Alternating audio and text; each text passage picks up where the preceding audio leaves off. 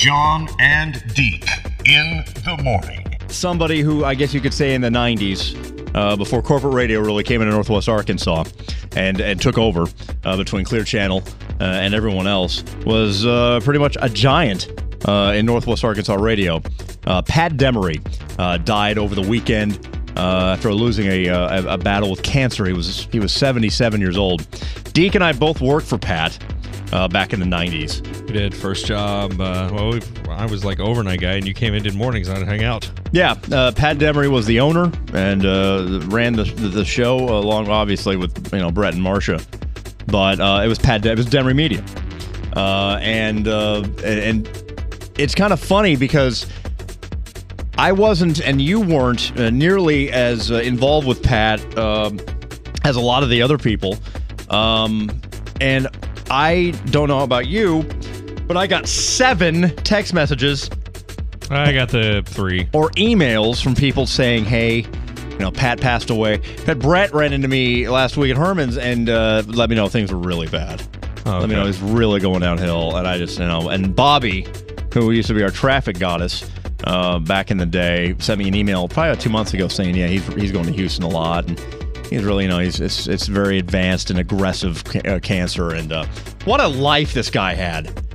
I'm sitting here reading his obituary, and a lot of this I knew about, but what a life. This guy worked as a waiter, a brush salesman, powder monkey.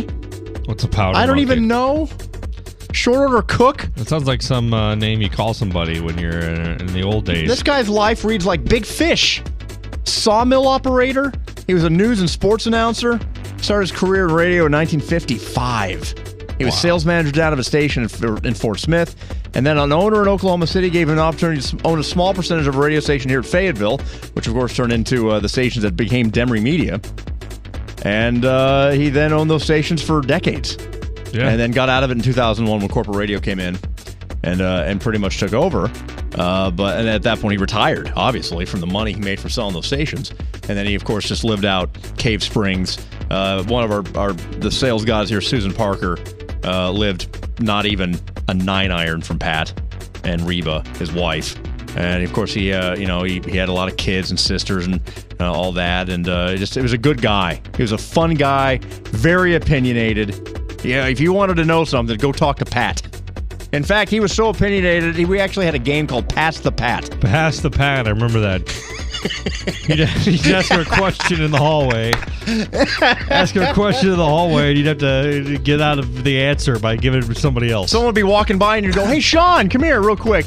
Pat was just talking about the flat tax and how it would affect if, this Republican such and so would do this. What do you think about that? And he'd start talking to Sean, and you just slip away. You'd slip away. Yeah. He had his the AM station where he had people come up, and they had like little Republican debates. Oh, yeah. Huckabee would be in there.